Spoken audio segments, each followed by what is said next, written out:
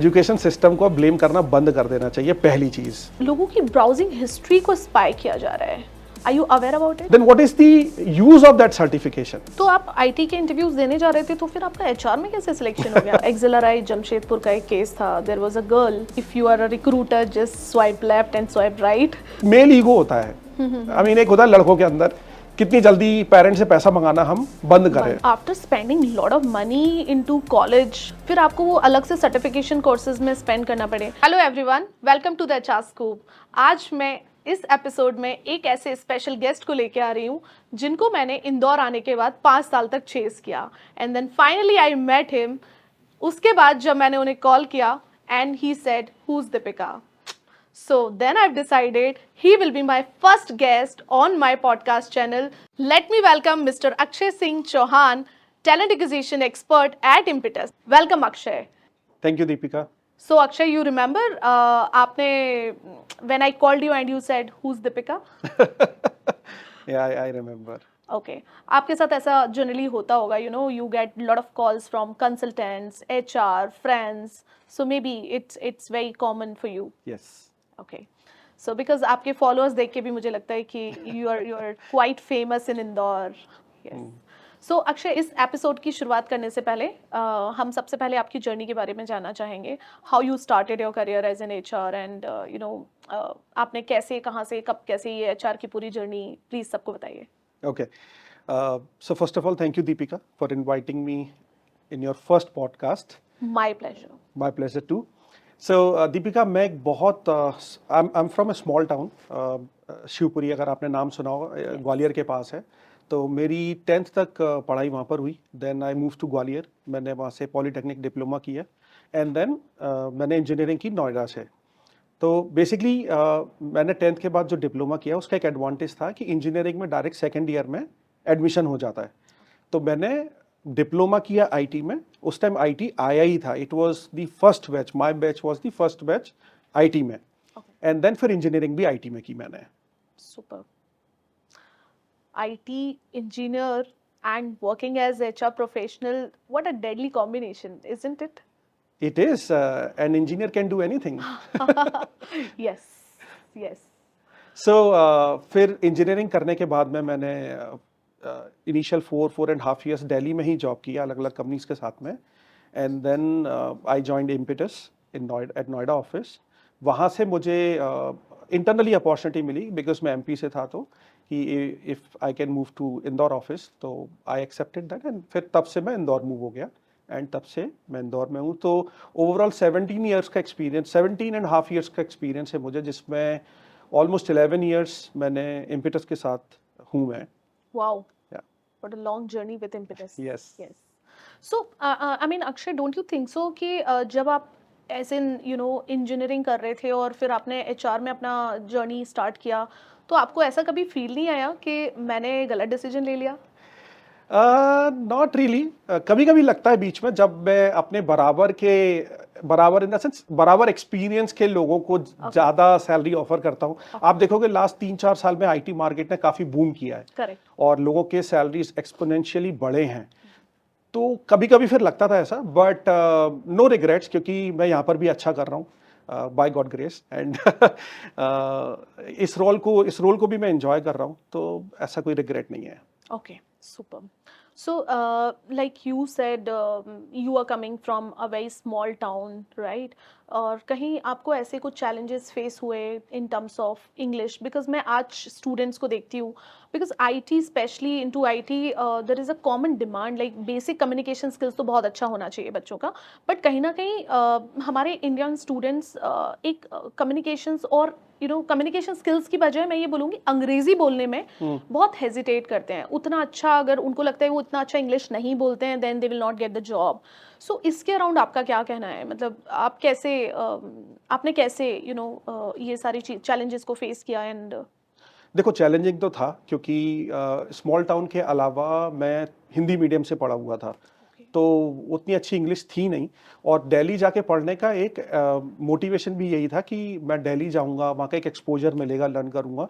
तो चैलेंजिंग तो था. और इंग्लिश है तो रिक्वायर्ड। आप नॉट जस्ट आईटी, आप अभी किसी भी इंडस्ट्री के जॉब के लिए जाओगे तो एक बेसिक इंग्लिश अबव एवरेज और एवरेज तो होना चाहिए कि आप अपनी बात को कम्युनिकेट कर पाओ उतना।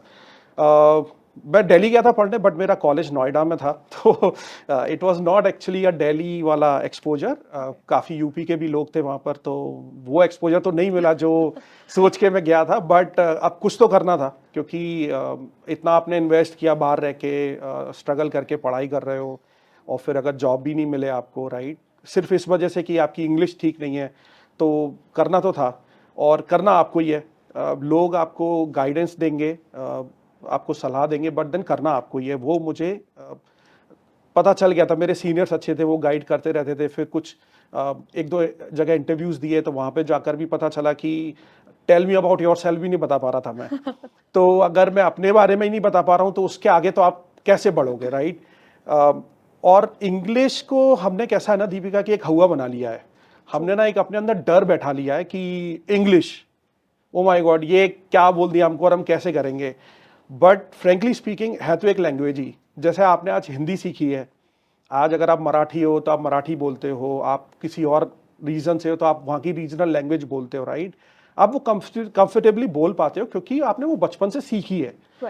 बट इंग्लिश, देखो इंग्लिश भी एक लैंग्वेज है। मैं आपको एक एग्जांपल देता हूँ। आप कभी अगर कहीं घूमने जाओगे, जैसे ताजमहल गए आप, मैं वहाँ का एग्जांपल लूँगा क्योंकि मैंने वहाँ देखा वो 18 साल के लड़के, 20 साल के लड़के, मुझे नहीं लगता वो पढ़े हुए भी होंगे, they work as a guide there, और जैसा कस्टमर है ना, वो उस लैंग्वेज में बात करते हैं, they know 4-5 different countries languages. आप इंडिया भूल जाओ। What a great example you have given. वो रशियन में बात कर रहे हैं, वो जापानीज बोल रहे हैं, उनकी इंग्लिश तो बहुत ही अच्छी है, and they are not even graduates. मतलब वो they are from lower middle class families, right. वो उनकी ब्रेड बटर है गाइड बन के। कैसे किया उन लोगों ने, राइट। तो वो कहीं किसी इंस्टीट्यूट में नहीं गए, किसी यूनिवर्सिटी में नहीं गए, उन्होंने प्रैक्टिस से किया। क्यों किया? क्योंकि वो उनके लिए ब्रेड एंड बटर है। वो अगर नहीं सीखेंगे तो वो फॉरेनर कस्टमर्स को घुमा नहीं पाएंगे और ज़्यादा अर्न नहीं कर पाएंगे। और हम हिंदी वाले तो वैसे भी गाइड कितने ही करते हैं, यू नो, राइट। तो आई थिंक हमें उसको अब ना थोड़ा सा, जो मैं बच्चों को जो राय दूंगा कि वो हवा नहीं बनाना चाहिए। कुछ लोग पढ़कर सीखते हैं, कुछ लोग देखकर या सुनकर सीखते हैं। सबका अपना अपना एक लर्निंग स्टाइल होता है। मेरा लर्निंग स्टाइल था कि मैं सुन के सीखा मैं। तो जो आपका लर्निंग स्टाइल है उसके अकॉर्डिंग आप लर्न करो। मैंने तो क्या किया कि 3rd ईयर जब कंप्लीट किया मैंने इंजीनियरिंग का, तो मेरे पास कुछ टाइम था बीच में, महीने 2 महीने का टाइम था। तो उस टाइम में मैंने एक अपना रिज्यूमे बनाया जिसमें मैंने नहीं लिखा कि मैं इंजीनियरिंग कर रहा हूँ। मैंने लिखा कि मैं डिप्लोमा किया हुआ है और एक नॉर्मल बीएससी टाइप का कुछ कोर्स फाइनल ईयर में हूँ। और वो रिज्यूमे लेके मैं दिल्ली एनसीआर में था, तो एक एडवांटेज था कि वहाँ पर काफ़ी बीपीओ और कॉल सेंटर्स थे। तो मैं वहाँ जाता था एंड डेली बेसिस पर इंटरव्यू चल रहे होते थे। आपको पता है बीपीओ का कल्चर कैसा होता है, राइट। हायरिंग चलती रहती है वहाँ पर। तो मेरा टारगेट होता था कि आज कम से कम 2 या 3 जगह इंटरव्यू देकर आऊँगा मैं। सुपर। तो मैं वहाँ जाता था, इंटरव्यू देने बैठता था। पहला क्वेश्चन वही होता था कि tell me about yourself. और मैं जो तैयार करके जाता था, कोशिश करता था बोलूँ, नहीं भी बोल पाता था कहीं शुरू में तो, पर उससे ज़्यादा मैं ये फोकस रखता था कि बाकी लोग कैसे बोल रहे हैं। और मैं उनको सुनता था और फिर मैं कोशिश करता कि वो मैं इम्प्लीमेंट करूँ। हफ्ते 2 हफ्ते बाद में मेरे इंटरव्यूज क्लियर होना शुरू हो गए थे। तो मुझे लगा कि मेरे को उससे बहुत एडवांटेज मिला। मैंने ऐसे कहीं ज्वाइन नहीं किया, मेरा सिलेक्शंस हो गए थे, सब कुछ था, बट मैंने ज्वाइन नहीं किया। मेरा पर्पस दूसरा था। मैं अपने हेजिटेशन को निकालना चाह रहा था। क्योंकि वहाँ पर क्या होता था, 15-20 लोग एक रूम में हैं और उनके सामने आपको बोलना है, और वो डर आपको निकालना बहुत ज़रूरी होता है। तो वो डर मैंने निकाला, अपनी इंग्लिश बेहतर की, और फिर मैं अपने टेक्निकल इंटरव्यूज़ की तैयारी की तरफ जाने लगा। आई मीन वो तैयारी मेरी इंपॉर्टेंट थी, बट हाँ, इसके बिना वो पॉसिबल नहीं था। तो मुझे लगता है कि डरो नहीं, सीखो और आगे बढ़ो, क्योंकि वो इंपॉर्टेंट, फेस करो उसको, इंपॉर्टेंट है। So basically you made your fake resume for the first job or maybe to learn English. Yeah, so as I said, मुझे ज्वाइन नहीं करना था, बट मुझे वो एक्सपोजर चाहिए था कि और वो क्यों भी चाहिए था ना, कि जब मैं अपने वो आईटी वाले इंटरव्यू में बैठूं तो वो फियर ना हो। वो पहले इंटरव्यू का जो फियर होता है ना, वो ना हो। मैं तब तक 20-30 इंटरव्यू देके आया हूं और मुझे पता है कि ये पूछेंगे तो मैं बता ही दूंगा। तो एक बेसिक मैंने अपना एक बेस तैयार कर लिया था, आप ये कह सकते हो। Okay, okay. तो आप जब आईटी के इंटरव्यूज देने जा रहे थे तो फिर आपका एचआर में कैसे सिलेक्शन हो गया? I mean what's the story behind it? हाँ, तो उसकी स्टोरी ये है कि मैं थ्योरेटिकली बहुत अच्छा था। तो आज भी अगर आप जावा के कुछ क्वेश्चंस पूछोगे तो मैं शायद बता दूंगा, राइट? कुछ बेसिक डेटाबेस के क्वेश्चन और वो सब। प्रैक्टिकली मैं उतना अच्छा नहीं था, ओके, कुछ बेसिक प्रोग्राम लिख लेता था या उसके आगे नहीं हो पा रहा था। बहुत इंटरव्यूज दिए, पर कंपटीशन भी हाई था, बहुत सारे बच्चे होते थे, हम ऑफ कैंपस कैंपस हमारा हुआ नहीं था। ओके, कुछ कुछ इंटरव्यूज हुए थे but that I could not clear. तो बाहर इंटरव्यूज दे रहे थे, काफ़ी कंपटीशन था। वन फाइन डे मैं एक जगह गया इंटरव्यू देने, इट वाज अ स्टार्टअप, और वहाँ पर मैं जावा के इंटरव्यू के लिए गया था। ओके, तो पूरा दिन लगभग हम वहाँ थे, इंटरव्यूज दिए, पहले एक राउंड क्लियर हो गया, दूसरा नहीं हुआ, बट उन्होंने हमें रोक लिया कि आप रुको, अभी जाओ मत। देन वहाँ पर जो एचआर लेडी थी उसने कुछ हम 15-20 बच्चों को अलग से बुलाया, 20 थे आई थिंक हम, और उन्होंने हमको ये एक रोल ऑफर किया कि आप टेक्निकली हमें अच्छे नहीं लगे बट आपके कुछ आप ये कह लो कि स्किल्स कह लो या कॉम्पिटेंसीज हमें अच्छे लगे और उससे रिलेटेड हमारे पास एक जॉब है। ओके, तो वो जॉब था रिक्रूटमेंट का, ओके, पर वो था यूएस के लिए। तो वो बेसिकली हमें नाइट शिफ्ट में करना था। तो हमें करना क्या था कि यहाँ बैठ के यूएस के कस्टमर्स के लिए, जो लोग यूएस में ही जॉब कर रहे हैं, उनको हायर करना था।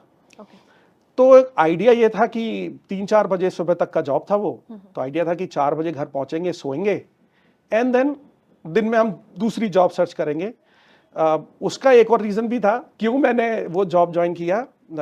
एक मेल ईगो होता है, आई मीन एक होता है लड़कों के अंदर, कितनी जल्दी पेरेंट्स से पैसा मंगाना हम बंद करें, अपने से अर्न करना शुरू कर दें। एंड तो एक वो भी था माइंड में कि अब 3-4 साल तो इतना खर्चा, और तो मैंने वो जॉब इसलिए ज्वाइन कर लिया कि अपना ये चलता रहेगा और मैं दूसरा अपना जो आईटी का जॉब है वो सर्च करता रहूँगा।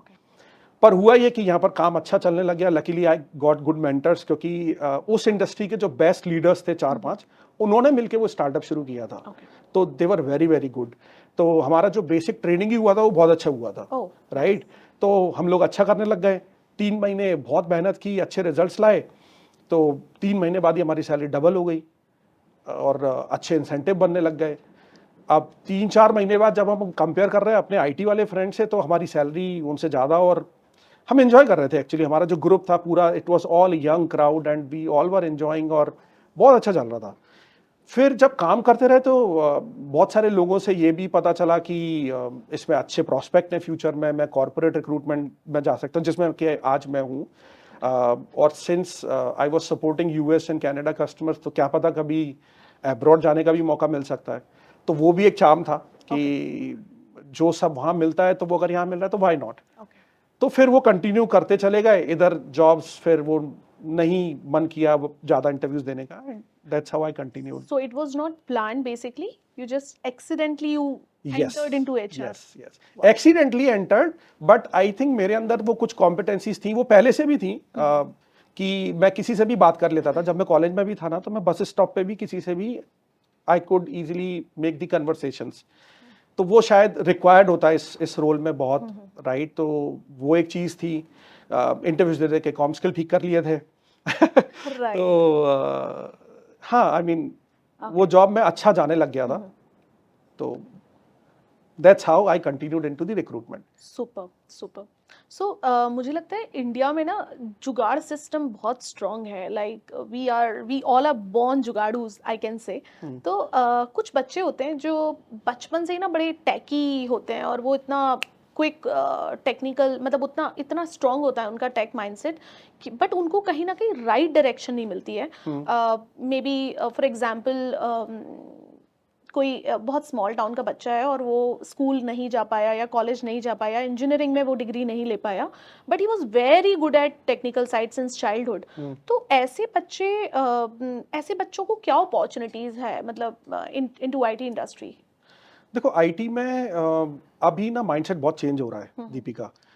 एक तो कुछ कंपनीज ऐसी हैं कि जरूरी नहीं है कि आप ग्रेजुएट ही हो या आप इंजीनियरिंग ग्रेजुएट हो, या आपने एमसीए किया हो। Technically if you are fit, मतलब उनको जो काम कराना है अगर आप वो कर सकते हो, then they hire you. That's one thing.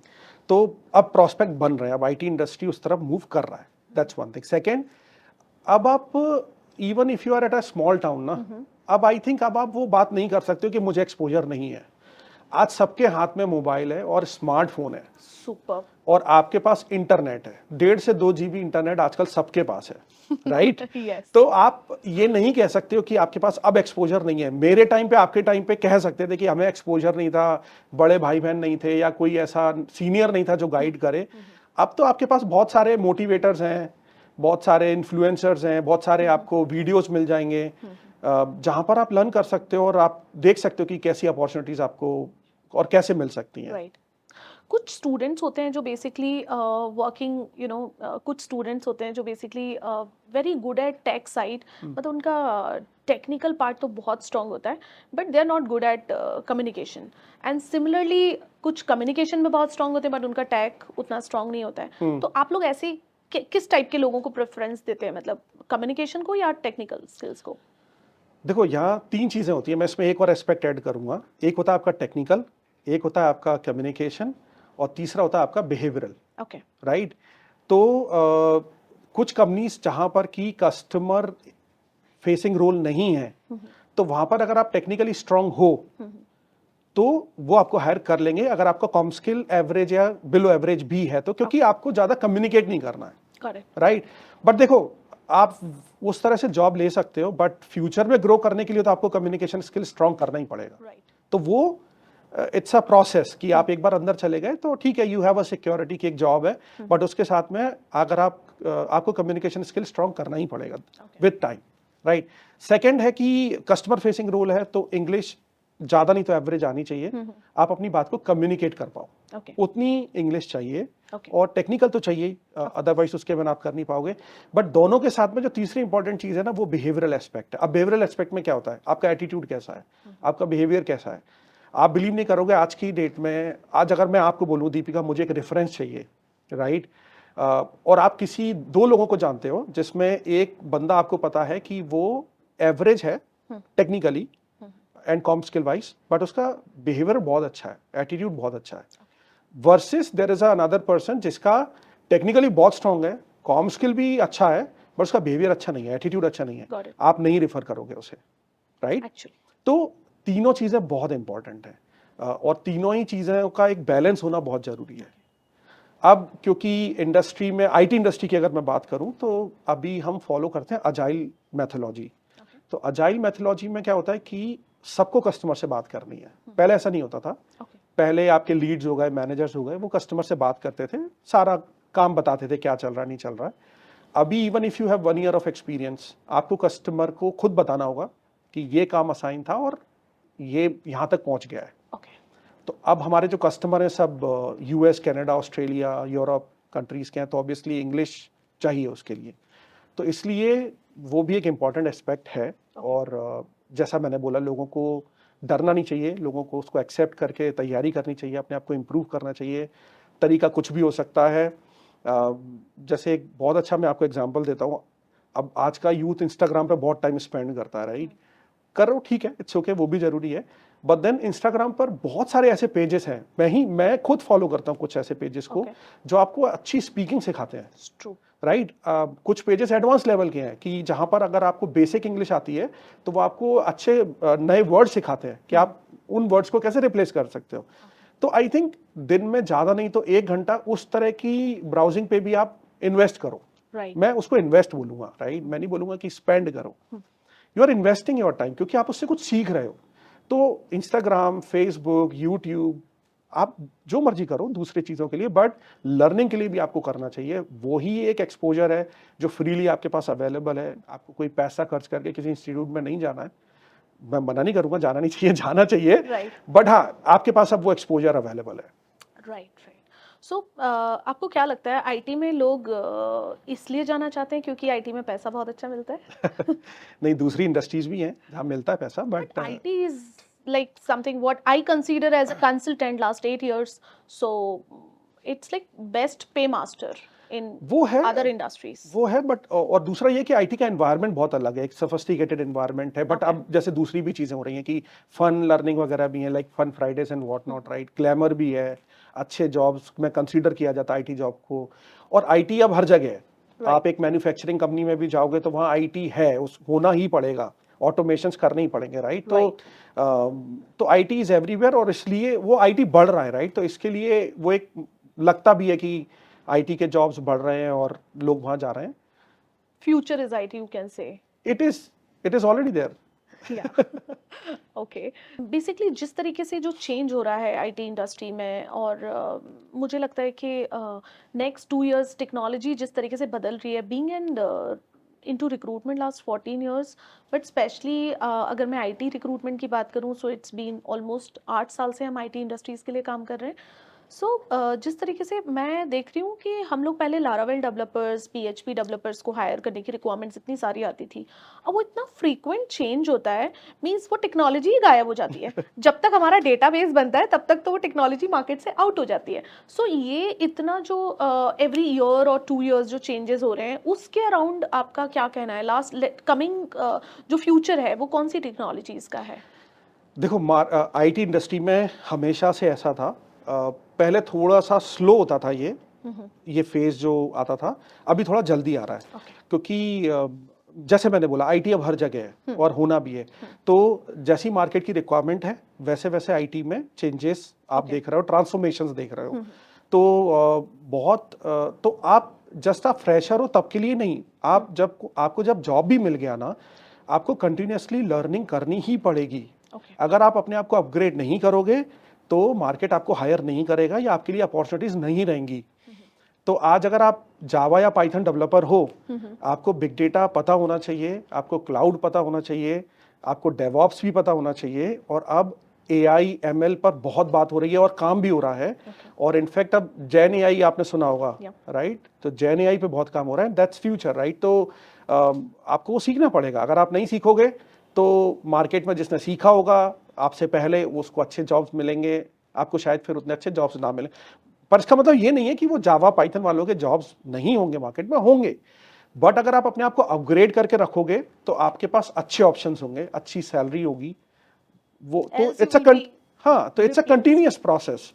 आपको 14 साल का एक्सपीरियंस है, 15 साल का एक्सपीरियंस है, 20 साल का एक्सपीरियंस है, even if you are a project manager और एन आर्किटेक्ट, आपको भी नए टेक्नोलॉजी सीखने ही पड़ेंगे। उसके लिए आप लोग क्या टूल्स यूज करते हैं, मतलब जो एग्जिस्टिंग एम्प्लॉयज हैं? Because for fresher of course you are not hiring somebody on the skill side, मतलब उतना एक बेसिक आप चेक करते होगे, बट जो एग्जिस्टिंग टैलेंट है उसको कैसे आप अपग्रेड करते हो फॉर न्यू टेक्नोलॉजीज? तो every company has their own learning and development department, right? तो उनका this is one of their role also.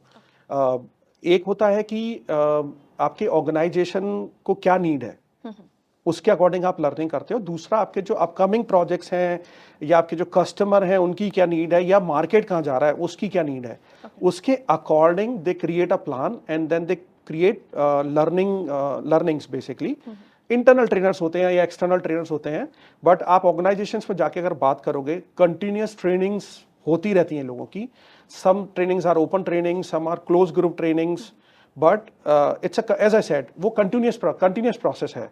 तो एज ए इंडिविजुअल आप भी लर्न करते हो, but now your companies are also putting efforts, क्योंकि अगर कंपनीज के पास में वो टैलेंट नहीं होगा, राइट, तो कंपनीज वो नए प्रोजेक्ट नहीं उठा पाएंगी। तो एक इंडिविजुअल के पास एक एडवांटेज होता है कि कंपनी खुद से बहुत टाइम एंड एफर्ट लगा रहे हैं अपने लोगों को अपस्किल करने में। एंड अगर आप देखोगे भी ना दीपिका की कोई 2 टाइप्स ऑफ कंपनीज, उनकी रैंकिंग में अगर कोई डिफरेंस है तो one of the major difference वो टैलेंट का भी होता है। तो अगर आप वो टैलेंट हायर नहीं कर पा रहे हो ना, तो आप अपने टैलेंट को वैसा बना दो। तो इसलिए भी आप देखोगे ना कि not just technical, behavioural wise भी टैलेंट के ऊपर बहुत काम होता है। जब आप अंदर आ गए हो तो आपकी कम्युनिकेशन स्किल्स, फिर आप सीनियर हो गए तो इंटरव्यूइंग स्किल्स, प्रेजेंटेशन स्किल्स, आपको in fact excel, PPT, everything, companies are training to upskill their existing talent. तो आप उसी को यूज करके आगे बढ़ पाओ। अब जैसे आप हमारे यहाँ की बात करोगे, इम्पिटस की, very busy department, learning and development is a very very busy department of impetus. Through out the year हमारे यहाँ ट्रेनिंग्स चलती होती हैं। स्पेशली जैसे अभी की हम बात करेंगे तो क्लाउड पर काफ़ी ट्रेनिंग करते हैं, फिर हम सर्टिफाइड भी कराते हैं लोगों को। तो if somebody have spent 2 years, तो वो मोस्टली 2 क्लाउड जानते होंगे। एटलीस्ट 2 क्लाउड का एक्सपीरियंस प्रैक्टिकल भी होगा उनको, Wow. सर्टिफाइड भी होंगे, एंड वो ज़रूरत है मार्केट की, आपके पास ऐसे लोग होने चाहिए, and it is beneficial for people also and it is beneficial for companies also. Okay. तो not just impetus, I think हर कंपनी L&D पर काफ़ी खर्चा कर रही हैं और काफ़ी एफर्ट्स और टाइम डालकर अपने लोगों को अपस्किल कर रही हैं। I don't agree on this last statement which you said. Her company, because मुझे लगता है बहुत सारे, I am working like more than 400 clients across India, तो अभी भी ट्रेनिंग को लेके लोगों के दिमाग में एक बहुत बड़ा मिथ है, what trainings they consider as an expenses, which I feel it's a mandate part of any organization. They should spend a good, which you said like your company is doing, amazing work on L&D department and L&D में काफी काम करें. So maybe because of need or because of to upgrade your manpower or the workforce को career growth के लिए, but अभी भी training को उसी तरीके से लिया जाता है. देखो अगेन, जैसे मैंने पहले बोला था, माइंडसेट का खेल है। True. आप इसको स्पेंडिंग मान रहे हो या आप इसको इन्वेस्टमेंट मान रहे हो। अगर आप इसको इन्वेस्टमेंट मान रहे हो तो आपको रिजल्ट मिलेंगे ही। आज आप, अगर आपके पास कोई एक कस्टमर आता है और वो आपको बोलता है कि मुझे एक जावा डेवलपर चाहिए जिससे स्पार्क भी आता हो और AWS भी आता हो और गूगल क्लाउड भी आता हो, और अगर आपके पास वो लोग नहीं होंगे तो you will lose the opportunity. तो you have to have those people, right? या तो आप हायर करो, विच टेक्स टाइम, क्योंकि जरूरी नहीं है उस कॉम्बिनेशन के साथ लोग एकदम से मिल जाए आपको। तो दूसरा आप क्या कर सकते हो, अपने लोगों को अपस्किल करो, Okay. और अगर आप वो करोगे तो you will always win, Okay. And you are retaining your people as well. देखो एज एन एम्प्लॉय, अगर आज मैं हूं, अगर मुझे ये एक एडवांटेज दिख रहा है कि ईयर ऑन ईयर मेरी कंपनी मुझे ट्रेन कर रही है नई टेक्नोलॉजीज पर, हमारे यहाँ कमिटमेंट है कि every year we train you on 2 new technologies. For HRs also? Not for technical Okay. Folks. तो अगर वो कमिटमेंट है ऑर्गेनाइजेशन का, और एज अ टेक्निकल एम्प्लॉय आपको वो पता है, and you seeing this as an advantage, right? क्योंकि आप अपने से कोई ऐसा बाहर जाके एफर्ट नहीं कर रहे हो, राइट? आपको पता है कि my company will give me that exposure, Okay. Training will come to me. Of course, of course. But then this is again a big opportunity It's for an investment. Yes, yes, yes, yes. which will give you results. And being HR professionals, being recruiters, it is really important कि आप भी नए trend को समझो, नई technologies को learn करो। आपको कोड नहीं करना, Okay. बट आपको वो लोग हायर करने हैं। तो अगर आपको वो लोग हायर करने हैं और आप उनकी लैंग्वेज में बात कर पा रहे हो, कैंडिडेट भी आपसे रिलेट कर पाते हैं, and they see this as an advantage कि एक कंपनी का रिक्रूटर अगर इतनी बात कर रहा है इतने टेक्निकल टर्म्स में, तो वो कंपनी में काम कैसा होता होगा। It's a selling point also. Of course. तो आप किसी भी इंडस्ट्री के हो, आपकी इंडस्ट्री के जो लेटेस्ट ट्रेंडिंग टॉपिक्स हैं या टर्म्स हैं, वो बीइंग अ रिक्रूटर आपको पता होने चाहिए, आपको वो लर्न करने चाहिए, एंड जब आप कैंडिडेट से वो बात कर रहे हो ना, तो आपको वो चीज़ें डिस्कस करनी चाहिए। उसका एक बहुत बड़ा इम्पैक्ट पड़ता है, Okay. एंड वो मैं करता रहता हूँ। Wow. मैं अपनी टीम को भी आई मेक श्योर कि they also learn, and I think हमारे यहाँ एज ए ऑर्गेनाइजेशन भी वो कल्चर है। Okay. Okay. After spending lot of money into college, आप इतना पढ़ के आ रहे हो, इतना पढ़ने के बाद फिर आपको वो अलग से सर्टिफिकेशन कोर्सेज में स्पेंड करना पड़े, which I don't consider is, I agree with your point, like it's an investment, but why it is not a part of our education system? Deepika, हमें ना एजुकेशन सिस्टम को ब्लेम करना बंद कर देना चाहिए। पहली चीज, वो विद टाइम होगा, मतलब आप उसमें ना एकदम ऐसे एक रिवैल्यूएशन नहीं आएगा कि वन फाइन डे कोई खड़े होकर बोलेगा कि कल से अब ये कोर्स है। तो वो होते होते विद टाइम होगा, और हो रहा है, चेंजेस हो रहे हैं। पहली चीज। दूसरी चीज, इंडस्ट्री अब वो सर्टिफिकेशन वाली चीज से भी दूर जा रही है। Okay. हाँ, मतलब ऐसा जरूरी नहीं है कि if you are a Java certified programmer तो ही आप हायर होगे। Okay. मैं एक एग्जांपल देता हूं आपको।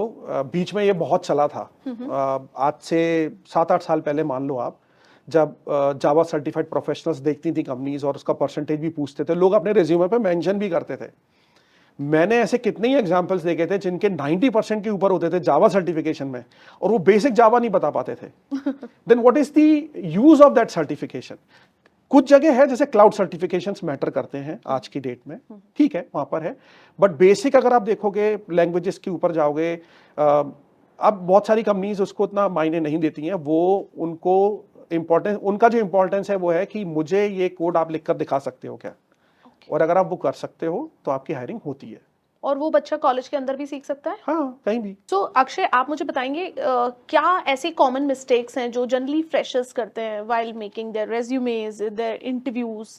What all are the common mistakes which you face on a daily basis?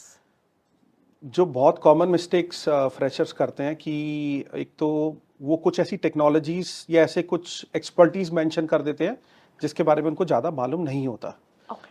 First thing. Second, fake projects, fake internships, वो भी लोग मेंशन कर देते हैं, क्योंकि अब कई कंपनीज ना आपसे बोलती है कि अच्छा वो इंटर्नशिप का सर्टिफिकेट लेके आओ एंड ऑल, वो भी अरेंज हो जाता है which is okay. But then आप अगर कुछ मेंशन कर रहे हो ना प्रोफाइल में, तो यू शुड नो दैट।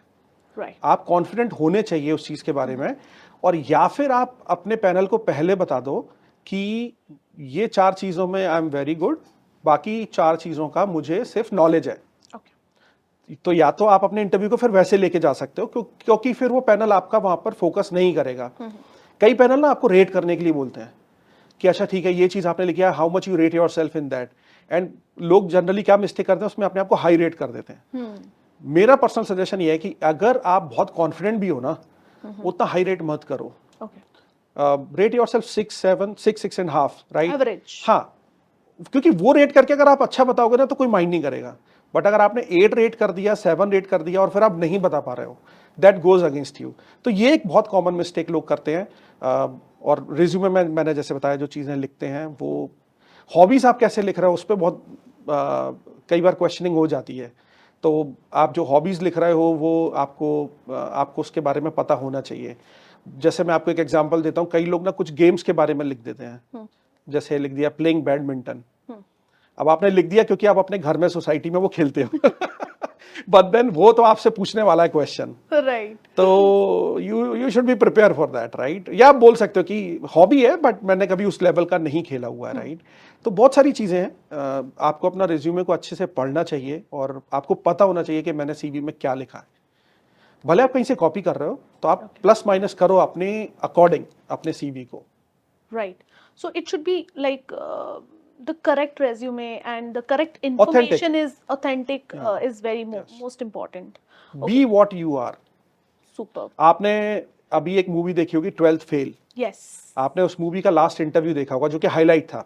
एक बार नहीं, मैंने 2 बार देखी। Very good. हाँ, वो मूवी ऐसी है, right? It's a very good movie, आपको काफी कुछ सीखने को मिलता है उस मूवी में। आपको ये चीज सीखने को मिलेगी, उसने फेक नहीं किया। उसने वहां इंटरव्यूअर में जबकि उसको पता था कि वो जो इंटरव्यूअर है उसको वो चीजें पसंद हैं, उसके बाद भी उसने जाके बोल दिया कि मेरे पास वो चीजें नहीं है। ही वॉज वेरी ऑनेस्ट, और वो ऑनेस्टी की वजह से ही सिलेक्ट हुआ बाद में।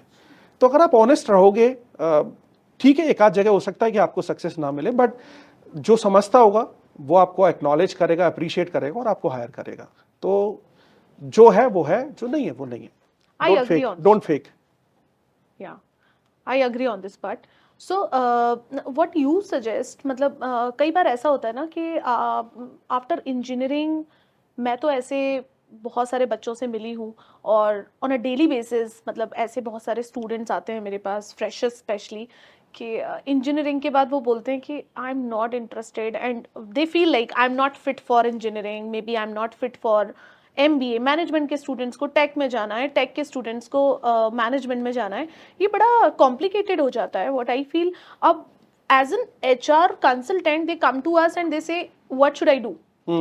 तो कई बार तो आपको समझ में नहीं आता है कि क्या सजेशन देना चाहिए। और ये कितना और ऐसा it's very common. I mean, it's not that it happens with lot of students. 2,500 से 3,000 स्टूडेंट्स इंजीनियरिंग पास आउट करते हैं, उसमें से 50% अपना करियर इंजीनियरिंग में बनाते हैं और 50% कहीं और ही चले जाते हैं। तो ये कैसे, क्या करना चाहिए? देखो दीपिका, ये प्रॉब्लम ना जैसे आपने बोला बहुत सारे लोगों के साथ है, और ये शुरू कहाँ से होती है? आपने 3 इडियट्स देखी है? यस, वो मैंने फरहान कुरैशी 3 बार देखी अबू है। मैं फोटोग्राफर बनना चाहता था, राइट? It's a problem. और उसी मूवी में अगर आप एक और सीन देखोगे, एक बच्चा छोटा सा पैदा ही होता है और पीपल हैव स्टार्टेड सेइंग कि ये बड़ा होके इंजीनियर बनेगा। तो वो प्रॉब्लम है हमारी सोसाइटी में। अब हम लेकिन काफ़ी कुछ बाहर आ रहे हैं, बट अभी भी कई जगह है। और हम में से ना कई लोगों ने डिसीजन वैसे ही लिए थे। जैसे आप मेरा भी मैं एग्जांपल दूंगा ना। मैंने क्यों वो पाथ चूज किया, क्योंकि मेरे पापा के कलीग हैं, उनके बेटे ने वो पाथ चूज किया था एंड ही गॉट सक्सेस। तो पापा को लगा कि वो सक्सेसफुल हो सकता है, तो ये भी हो सकता है। तो क्या सक्सेस पाथ था कि आप 10th में अच्छा परसेंटेज लेके आओ, उसके बेसिस पे आपका डिप्लोमा में एडमिशन होगा और उसके बेसिस पे आपको इंजीनियरिंग में सेकेंड ईयर में एडमिशन मिल जाएगा एंड सो ऑन। तो वो मैंने डिसाइड नहीं किया, मेरे शायद फादर ने भी डिसाइड नहीं किया, पर उन्होंने फॉलो किया किसी को। True. तो आप देखोगे कि बहुत सारे डिसीजन जो होते हैं ना, वो आपके नहीं होते हैं या आपके पेरेंट्स के भी नहीं होते हैं। आप किसी से कन्विंस्ड होते हो, इन्फ्लुएंस्ड होते हो, राइट? वहां से वो डिसीजन लेते हो। आप 9th-10th क्लास में बच्चा है, पेरेंट्स को पता है कि अब इसको कोई एक सब्जेक्ट चूज करना है, इसको पाथ चूज करना है, और फिर आप क्या करते हो कि अपने आसपास देखते हो, कोई बहुत अच्छा सीए बन गया होगा, तो बोले यार तुमको सीए करना चाहिए। हम ये नहीं देखते कि हमारे बच्चे में वो कैपेबिलिटी है भी कि नहीं, True. कि वो सीए बन सकता है। Right. और बस उसी भागदौड़ में आप देखोगे कि ये सब हो रहा है। है मतलब वो ट्रेडिशनल अप्रोच बहुत ज्यादा था। और Even एक चीज और बताऊं मैं आपको, सॉरी मैं आपको बीच पर रोक रहा हूं, फरहान कुरैशी को कम से कम ये पता था कि उसको फोटोग्राफर बनना है। यहाँ तो कई बच्चों को ये भी नहीं पता होता कि मुझे फोटोग्राफर बनना है। वो भी एक प्रॉब्लम है। बट एज आई सेड पहले भी, अब एक्सपोजर आपके हाथ में है, आप बहुत सारी चीजें देखते हो। एक तो देख के आपको एकदम से अट्रैक्टेड नहीं होना चाहिए। मैं इसमें भी एक छोटा सा एग्जांपल लेता हूं। आप बहुत सारे ट्रैवल ब्लॉगर्स को देखते हो, आपको लगता है यार क्या लाइफ है इसकी, पहाड़ों में घूम रहे हैं, गोवा में घूम रहे हैं, फिर विदेश भी जा रहे हैं, फॉरेन कंट्रीज में जा रहे हैं, वीडियोस बना रहे हैं, पैसा कमा रहे हैं। उनके पीछे का जो स्ट्रगल होता है ना, वो कभी नहीं दिखाते। कि वो लेह लद्दाख गया था, उसकी बुलेट पंचर हो गई थी और उसको ले जाने में उसकी बैंड बज गई थी, राइट? तो वो सब नहीं दिखाएंगे वो। right. बट हम वहां से एकदम कई बार अट्रैक्टेड भी हो जाते हैं कि यार अब मुझे भी ट्रैवल ब्लॉगर बनना है। पर जरूरी नहीं आप सक्सेसफुल हो जाओ। आपको क्या करना है कि अगर कोई चीज आपको अट्रैक्ट कर रही है, आपको यह देखना है कि उस जॉब के लिए या उस रोल के लिए जो जरूरी कॉम्पिटेंसीज हैं वो क्या मेरे में है, Okay. क्या मैं कर पाऊंगा या कर पाऊंगी। और अगर मैं कर पाऊंगा तो फिर मुझे जाना चाहिए और सबको कन्विंस भी करना चाहिए, राइट? मैं किसी डांसर से इन्फ्लुएंस हो गया, मुझे भी डांसर बन के रील बना के और पैसा कमाना है, बट मेरे तो पैर ही नहीं चलते हैं। तो मैं कैसे डांसर बनूंगा, राइट? True. It happens. तो I am just giving you an example कि ऐसी Yeah. बहुत सारी चीजें हैं कि आपको आईटी इंजीनियर बनना है, बट क्या आपके लॉजिक वैसे काम करते हैं? क्योंकि प्रोग्रामिंग करने में आपको लॉजिक्स की जरूरत पड़ती है कि आपका मैथ उतना स्ट्रांग है, क्या आपके लॉजिक्स उतने काम करते हैं, क्या आप, और ऐसा नहीं कि आप नहीं सीख सकते हो, मेहनत करनी पड़ती है आपको। बट क्या वो आपका ड्रीम है, या आप अपने किसी भैया को या चाचा को या किसी को देख के इन्फ्लुएंस्ड हो गए और आपको लगता है कि अब आपको भी वही करना चाहिए? तो थोड़ा सा ये इस चीज के तरफ अगर हम ध्यान देंगे तो मुझे लगता है कि लोग अपने एक राइट पाथ, और अब करने भी लगे हैं। Right. बहुत सारे बच्चों को अगर आप देखोगे, आप अपने नेबर्स में या रिलेटिव्स में देखोगे, तो they are doing something different, True. Right? तो क्योंकि बहुत सारे करियर ऑप्शन भी हैं अब आजकल। राइट। सो अभी जो एक काफ़ी रैपिड चेंज चल रहा है इंडस्ट्रीज़ में, टेक्नोलॉजीज़ में, उसमें करियर सिक्योरिटी एक बहुत बड़ा मेजर क्वेश्चन बन जाती है। कहीं ना कहीं ऐसा लगता है कि maybe I lose my job, and बीच में फिर एआई भी आ गया, एंड यहाँ पे लोग अभी एक्सेल के साथ कंफर्टेबल नहीं है, और एआई गॉट इंट्रोड्यूस्ड। तो इसके अराउंड लोग कैसे अपना करियर सिक्योर रख सकते हैं, और इन चेंजेस से कैसे ओवरकम कर सकते हैं? देखो दीपिका, दो चीजें हैं, या तो आप डर जाओ या आप उससे दोस्ती कर लो। एआई आएगा ऑब्वियसली, कुछ लोगों के जॉब प्लस माइनस जो भी होगा, बट अगर आप उससे डर गए तो फिर डर ही गए, राइट? वो तो फिर आपको बाहर कर ही देगा। बट आपको उसको पॉजिटिवली क्यों नहीं सोच रहे हो? आप उससे फ्रेंडशिप कर लो। I mean what I mean to say, कि आप ये देखो कि एआई जब आ जाएगा काफी ज्यादा, क्या क्या चीजें होंगी मार्केट में, और क्या नए जॉब्स डेवलप होंगे, राइट? अभी जैसे बीच में आप 5-6 साल 10 साल पहले जाओगे, तब भी ऐसी बहुत सारी चीजें हुई थी कि अब कंप्यूटर आ गया, रोबोटिक्स आ गया, तो हमारे जॉब्स चले जाएंगे। नहीं, जॉब्स बढ़ गए, राइट? तो ऐसा नहीं है कि हमेशा कोई नई चीज आएगी तो आपको रिप्लेस करेगी। कर भी सकती है तब जबकि आप उसके साथ आगे नहीं जाओगे, आप सीखो एआई क्या है, उसको आप कैसे बनाओगे, उसके लिए प्रोग्रामिंग कैसे करोगे, उसके लिए क्या टूल सीखने जरूरी हैं, क्या टेक्नोलॉजी सीखने जरूरी है, आप वो सीखो। आप भी वही करो ना जो एआई करना चाह रहा है या लोग एआई के थ्रू करना चाह रहे हैं। तो आप बहुत ग्रो करोगे, आप देखोगे आपको बहुत अच्छी अपॉर्चुनिटीज मिलेंगी, आपको बहुत अच्छा सैलरी भी मिलेगा, एक्सपोजर भी मिलेगा। तो डरना नहीं है, आपको उसके साथ फ्रेंडशिप करनी है, आपको उसके साथ उसको सीखना है और आगे बढ़ना है। So be a friend, I mean हाँ, आपको टेक्नोलॉजी को या किसी भी नए चेंज को चेंज अडॉप्ट करना चेंज पड़ेगा। Is the only constant thing. हम कई जगह पढ़ते हैं वो Yes. है, और आईटी में बहुत रैपिडली है, Yes. और हमको सीखते ही रहना पड़ेगा। आप ये सोचोगे कि मेरी एक बार जॉब लग गई, मैं अच्छा प्रोग्रामर हूं और मेरा अब ऐसे ही चलता रहेगा 10 साल 5 साल 2 साल, तो नहीं चलता रहेगा। आपको कंटिन्यूअसली सीखते रहना पड़ेगा ईयर ऑन ईयर, तो ही आप आगे सस्टेन करोगे, अदरवाइज नहीं करोगे। आप जैसे आज आज आप भी हायरिंग करते हो, आप सैलरीज में मेजर डिफरेंसेस देखते होगे। उसका एक बहुत बड़ा रीजन होता है कि ये जो दो लोग हैं दोनों को 5 ईयर का एक्सपीरियंस है, बट ये जो बंदा जिसको जो हाई पेइंग है ना, जरूरी नहीं है कि वो बहुत अच्छे कॉलेज से हो। यस, जरूरी ये है कि अभी वो क्या कर रहा है, अभी वो किस तरह की टेक्नोलॉजीज पे काम कर रहा है या सीख रहा है, या किस तरह के प्रोजेक्ट्स पे काम कर रहा है, वो बहुत इंपॉर्टेंट है। तो सीखते रहो, सीखते रहो, सीखते रहो। Okay. What I used to think like maybe आप लोग फ्रेशर्स को ज़्यादा और यंग यंग फ्रेशर्स और यंग वर्किंग प्रोफेशनल्स को इसलिए ज़्यादा प्रमोट करते हैं क्योंकि कहीं ना कहीं वर्क प्रेशर बहुत हाई होता है आईटी में। देखो, एक चीज तो गई कि पिरामिड, आपकी ऑर्गेनाइजेशन का पिरामिड तो रहना ही चाहिए। सारे ही सीनियर सीनियर हो गए तो वो पिरामिड भी डिसबैलेंस होता है, फिर आपकी कॉस्ट बढ़ती है क्योंकि ज्यादा सीनियर लोग हैं तो कॉस्ट भी हाई होगी, और फ्रेशर आपको हायर करते रहने ही पड़ेंगे, राइट, कि क्योंकि वो एक नया टैलेंट आप डेवलप करोगे, क्योंकि कुछ टैलेंट जाएगा भी छोड़ के, राइट, बाहर से आप टैलेंट लाओगे, महंगा भी पड़ता है आपको, बहुत सारी चीजें हैं। तो फ्रेशर हायरिंग आपकी ऐसे होती रहती है, फर्स्ट थिंग। सेकंड, मैं यहाँ पर एक एग्जांपल कोट करूंगा, दीपिका, आप क्रिकेट देखते हो? या तो अगर आप 2020 मैच भी देख रहे हो, तो क्योंकि आजकल लोग ज्यादा प्रेफर करते हैं, you need Jaiswal, right, you need any other youngster, let's say Gill, right, you need these kind of people in your team, but you also need Kohli in between and Rohit also, या राइट। क्यों चाहिए? क्योंकि ठीक है ये लोग अच्छा फास्ट खेलते हैं, सब कुछ है, बट वहां पर कोई होना चाहिए हु कैन गाइड देम, कि अगर आज हम जल्दी से विकेट गिर जाते हैं हमारे, तो how to build the innings, 20 over तक इसको कैसे लेके जाना है, कब स्लो खेलना है, कब फास्ट खेलना है, वो आपको एक एक्सपीरियंस पर्सन ही बताएगा। ठीक है, you need young population, young generation, but at the same time you need experience people as well, जो आपको बताएंगे कि कहां पर आप गलत कर रहे हो, कहां सही कर रहे हो, कहां रुकना है, कहां तेज चलना है, right, lot of those things. So mixed population is definitely required everywhere. इतना अट्रीशन क्यों है आईटी में? मुझे समझ नहीं आता, मतलब जो इतने लोग इतना फ्रीक्वेंट छोड़ते क्यों हैं? उसकी वजह से दूसरी इंडस्ट्री भी कहीं ना कहीं स्पॉइल हुई है।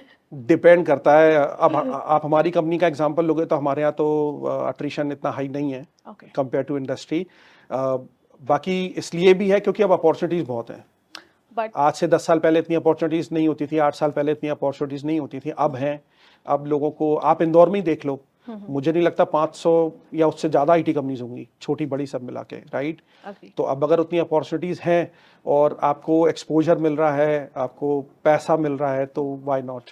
But still there is a population जो नहीं इतना फ्रीक्वेंटली चेंज करते हैं, they are stable in mind, they know कि, बट अगेन एज ए, जैसे मैंने पहले आपको एक एग्जांपल कोट किया था ना, आप अपने लोगों के लिए क्या कर रहे हो वो भी बहुत इंपॉर्टेंट है। True. आज अगर मैं उनको कुछ नया नहीं सिखा रहा, उनको अच्छे अप्रेजल नहीं कर रहा, अच्छा कल्चर नहीं दे रहा, तो लोग नहीं टिकेंगे मेरे यहाँ। हमारे यहाँ लोग क्यों रुकते हैं? क्योंकि उनका कंटिन्यूस ग्रोथ हो रही है हर तरह से, ओके, राइट। टेक्निकली हम उनकी ग्रोथ कर ही रहे हैं, हम उनको, हमारे अप्रेजल्स भी अच्छे होते हैं कंपेयर टू इंडस्ट्री, एक एनवायरनमेंट हम अच्छा दे रहे हैं, राइट।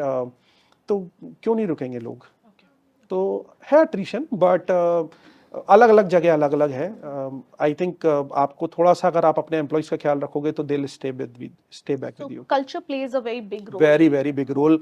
आप बिलीव करोगे, मैं, and this is the message for lot of startups and lot of people, आप कैसे बिहेव करते हो ना अपने एम्प्लॉइज के साथ, कैसे उनको रखते हो, वो बहुत इंपॉर्टेंट है। इन इम्पेटस, स्पेशली अगर मैं अपने यहाँ की बात करूँ, यूजर एक्सपीरियंस हमारे लिए बहुत बड़ी प्रायोरिटी है।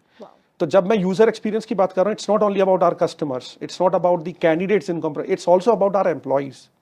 आप उनको कैसा एक कल्चर दे रहे हो, कैसा एनवायरनमेंट दे रहे हो। फ्लेक्सिबल टाइमिंग है हमारे यहाँ। इंदौर में कुछ कंपनीज ऐसी हैं जहाँ अगर आप 15 एक टाइम सेट है, उस टाइम के अगर आप 5 मिनट भी लेट आते हो आपका हाफ डे लग जाता है। राइट। तो फिर वो अगर 5 मिनट लेट हो ही गया ना तो फिर वो हाफ डे ही करेगा ना आपके यहाँ। फिर वो क्यों आके बैठ के पूरा दिन लगाएगा। छोटी छोटी चीजें आपको देखना होगा। मैं कई बार सोचता हूँ दीपिका, मेरे पास से लोग निकलते हैं, इतना रैश ड्राइव करके निकलते हैं, और वो मोस्टली लोग आईटी पार्क की तरफ जा रहे होते हैं। आपने ऐसी बाउंड्रीज क्रिएट कर दी हैं कि लोग इतना रैश ड्राइव करके कल को कुछ हो गया, किसको ब्लेम करोगे आप। तो कहीं ना कहीं कुछ अगर, और आजकल इंडस्ट्री दे रही है, आपको फ्लेक्सिबिलिटी देनी होगी लोगों को, राइट। लोग घर से काम कर रहे हैं, लोगों के पास ऑप्शंस हैं।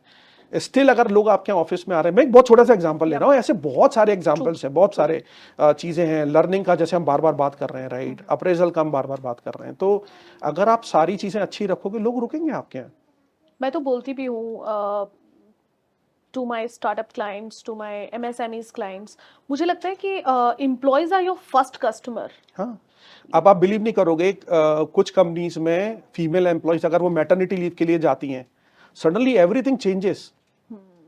गलत है, नहीं करना चाहिए, लॉस है। हम मतलब कोई किसी ने अगर कंप्लेंट किया तो आपकी पूरी कंपनी प्रॉब्लम में जा सकती है, राइट। बट स्टिल लोग उसका एडवांटेज लेते हैं और they kind of force people to resign, which is not a good practice.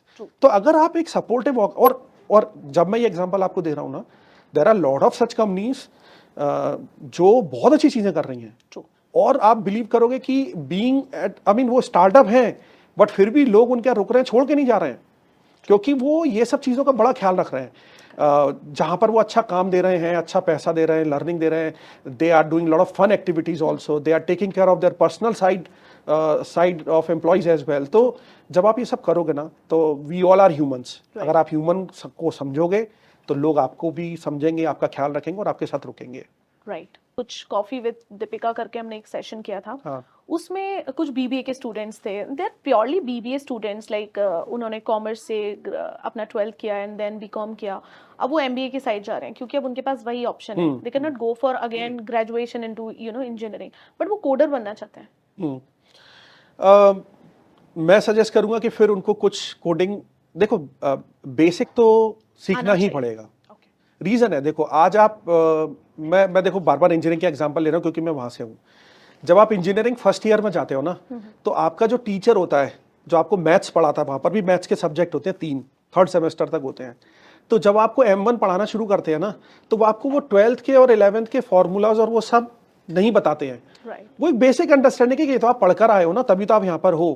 वो उसके आगे से शुरू करते हैं। राइट। सिमिलरली आपको IT इंडस्ट्री में आना है तो आपको एक बेसिक एप्टीट्यूड होना चाहिए IT इंडस्ट्री का, कि एक प्रोग्रामिंग लैंग्वेज मुझे एटलीस्ट आनी चाहिए। तो जरूरी नहीं आप BCom हो, BBA हो, आप if you can code, companies can hire you. So आप लोग हायर कर रहे हैं? कर सकते हैं। Okay. If somebody is good fresher के केस में तो मैंने अभी नहीं देखा हमारे यहाँ, बट एक्सपीरियंस के केसेस में हम लोग, when you have 4-5 years of experience, तो फिर हम नहीं देखते हैं कि आपका एजुकेशन क्या है, we do hire. Oh wow, हाँ।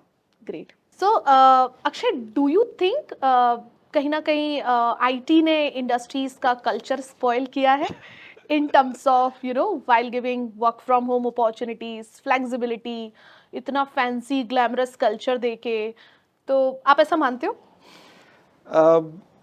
स्पॉइल नहीं कहूंगा मैं, बट अब वो नीड है इंडस्ट्री का, राइट। Okay. क्योंकि कंपनीज दे रही हैं, तो अगर आप नहीं दोगे तो आपका टैलेंट आपको छोड़ के जा सकता है, राइट। तो और देखो, ये सब कोविड से शुरू हुआ, तो कोविड में तो हमारी मजबूरी थी कि वो, उसके अलावा आपके पास कोई ऑप्शन नहीं था। बट अभी वो एक लग्जरी हो गया है। तो companies offering that as a luxury, कि हम आपको सैलरी भले 1 लाख रुपए कम देंगे, but then we are giving you work from home. तो and people are accepting those offers. अब वो IT में पॉसिबल है तो इसलिए लोग कर पा रहे हैं, मैन्युफैक्चरिंग में नहीं हो सकता क्योंकि प्लांट आप घर नहीं ले जा सकते किसी के, राइट। तो वो पॉसिबल नहीं है वहां पर। बट हाँ, स्पॉइल तो नहीं कहूंगा मैं, वो नीड है, और नीड, और वो करंट ट्रेंड है या मार्केट की डिमांड है। अगर आप उसके साथ नहीं जाओगे तो फिर। But don't you think so? This is something somewhere working from home, work from home जो culture है उसमें कहीं ना कहीं लोग उतना जो learning का एक जो learning का environment मिलना चाहिए मे बी वर्किंग प्रोफेशनल्स को, वो वर्क फ्रॉम होम में लिमिटेड लर्निंग्स हो जाती बिल्कुल है, और मैं खुद भी बहुत फेवर में नहीं हूँ। है। ओके, अब ठीक है, अभी वो लग्जरी है, लोग ले रहे हैं तो इट्स ओके, आपको भी देना पड़ता है, मैं बट मजबूरी बोलूंगी इसको। You can say that, but हाँ देखो, लर्निंग में बिल्कुल मैं कहूँगा कि प्रॉब्लम है और होगी लोगों को। जब आपका एक 14-15 साल एक्सपीरियंस है तो आप समझ सकते हैं कि ठीक है, आप कर रहे हो वर्क फ्रॉम होम, क्योंकि तब तक आप बहुत कुछ सीख जाते हो। बट अगर आप फ्रेशर हो, आपको अंडर 7-8 ईयर्स का एक्सपीरियंस है, 1 year to 7-8 years, you should opt for office, क्योंकि just not you know technical but behavioral side also आप बहुत कुछ सीखते हो अपने environment से। अब मैं अगर अपना एग्जांपल लूँ, जब मैंने पहली कंपनी ज्वाइन की थी, ठीक है, इंग्लिश ठीक थी आपकी, सब कुछ था, बट हम यूएस सिटीजन से बात करते थे, तो you know their accent and किस तरह से वो बात करते हैं एंड व्हाट ऑल। तो हमारे कुछ सीनियर हमारे आसपास बैठते थे, और वो जिस तरह से बात करते थे, अपना कम्युनिकेशन बिल्ड करते थे, जिस तरह से कॉन्फिडेंस में ले लेते थे कैंडिडेट को, वो बहुत इंपॉर्टेंट है रिक्रूटमेंट में आज भी। वो सब मैंने कैसे सीखा? By sitting next to them. तो आप उनके साथ बैठे हो, सुन रहे हो उनको देख रहे हो, राइट? तो आप बहुत सारी चीजें अपने एनवायरनमेंट से सीखते हो। आप एक डेवलपर हो, आप कहीं फंस गए हो, आपका कोड नहीं चल रहा है या कोई प्रॉब्लम आ रही है, अब अगर आप वर्क फ्रॉम होम हो तो आप पिंग करोगे लोगों को, लोग रिप्लाई कर रहे हैं नहीं कर रहे हैं, जब अवेलेबल है तब आपकी हेल्प कर रहे हैं। यहाँ तो क्या, आप घूमो, आपके बगल में कलीग बैठा, उससे आपने पूछा और उसने आपको एक सॉल्यूशन दे दिया, या आपका टीम लीडर या मैनेजर ने सॉल्यूशन दे दिया, राइट? या आपने किसी का प्रॉब्लम सॉल्व कर दिया, तो आपने एक लर्न भी किया कुछ और आपने किसी की हेल्प भी की। तो वर्क फ्रॉम ऑफिस में ही आपको एडवांटेज है। So basically working from home से बेटर वर्किंग फ्रॉम ऑफिस है मुझे तो लगता ऑल है, aspects. Yes. But IT companies मुझे लगता है because of they also want, मतलब that was a need of the time, because after covid situation was not like this, but now they, I mean almost industries have started calling people, but people are not ready. People are not ready. And- people, लोग क्यों ready नहीं है? क्योंकि लोगों के पास options हैं। आज अगर आप ज़्यादा पुश करोगे तो दिल गो टू दोस कंपनीज जो वर्क फ्रॉम होम दे रही हैं, राइट? जब ये ऑप्शंस बंद हो जाएंगे तो फिर लोगों को आना ही पड़ेगा। तो अभी इंडस्ट्री में क्या है, ऐसा कोई नॉर्म नहीं है कि सारी कंपनीज मिलके एक चीज़ डिसाइड करें और वो फिर फॉलो करें, राइट? सब, और it's a business, so everything is fair in business. तो जिसको अपना बिजनेस चलाना है वो इसको एज ए लग्जरी प्रेजेंट कर रहे हैं और दे आर विनिंग। राइट। आपका कोई ऐसा एक्सपीरियंस है जिसमें इंटरव्यू लेके किसी कैंडिडेट का आपको मजा आ गया हो? I mean the best experience of an interview.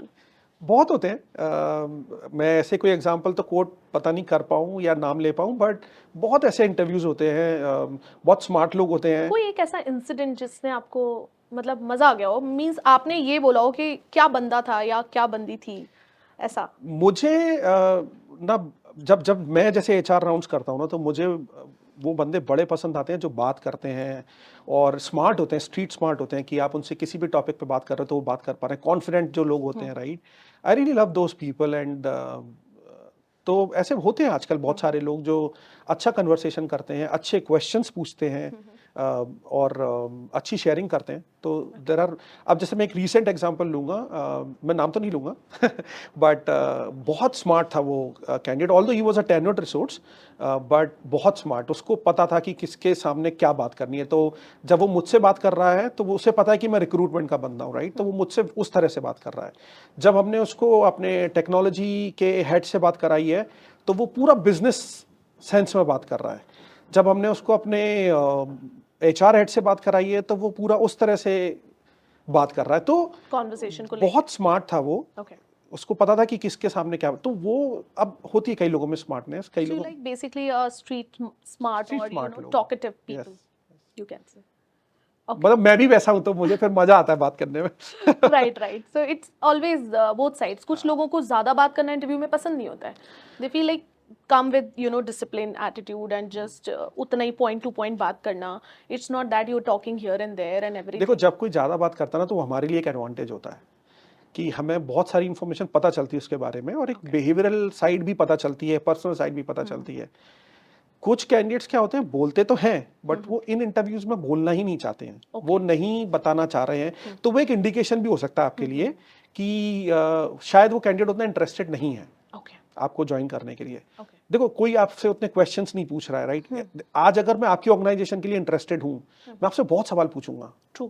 Deepika मेरे बैठने की जगह कैसी होगी, खाने का क्या करते हो, लीव पॉलिसी कैसी है, क्या क्या बेनिफिट देते हो, इंश्योरेंस है कि नहीं है, what not, there are many questions to ask, right. तो अगर कोई क्वेश्चंस नहीं पूछ रहा है, खुल के बात नहीं कर रहा है, तो ये एक इंडिकेशन हो सकता है कि शायद वो एक ऑफर ले रहा है आपसे और वो शायद उतना इंटरेस्टेड नहीं है।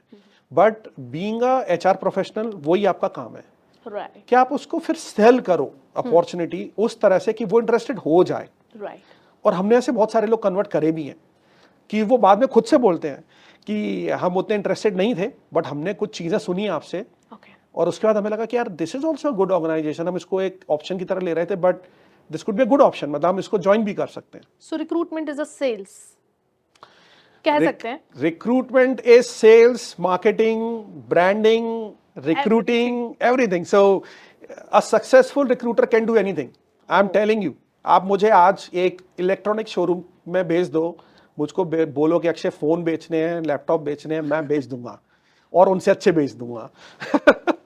Correct, I agree with this तो पार्ट, यस यस।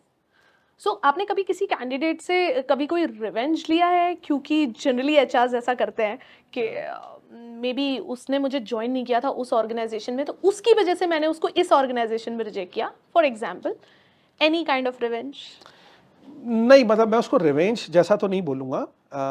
मैं ना जनरली बिहेवियरल साइड पे बहुत ध्यान देता हूँ। तो सिर्फ इसलिए नहीं कि उसने मुझे ज्वाइन नहीं किया तो मैं एकदम उसके अगेंस्ट हो जाऊँ, नहीं, क्योंकि माय फंडा इज़ वेरी डिफरेंट। मैंने लिंक्डइन पर भी एक आर्टिकल लिखा हुआ है, आप पढ़ना उसको। Burning bridges being a recruiter is one of the most bad thing, I mean one of the baddest thing you can do with you and your company.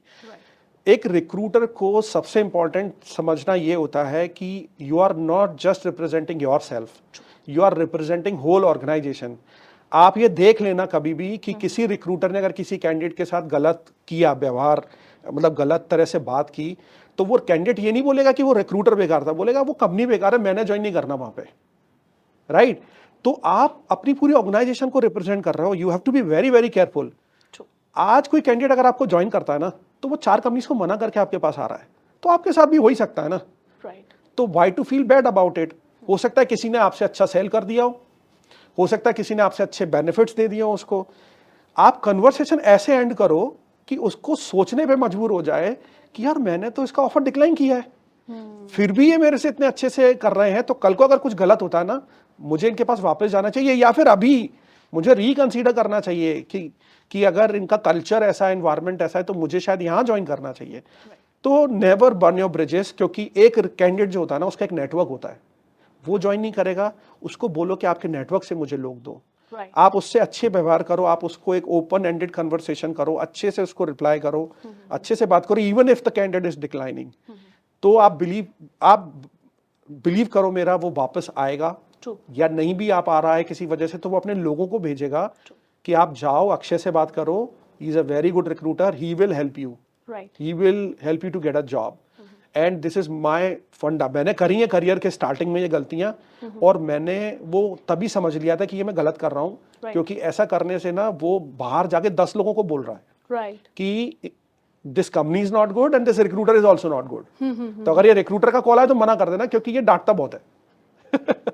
तो ये आपने बहुत बड़ा मैसेज दिया है, मुझे लगता है पूरी जितनी भी दुनिया में जितनी भी टैलेंट एक्विजिशन एक्सपर्ट्स हैं, they should take this, you know, the last statement which you said, it's so amazing, so powerful.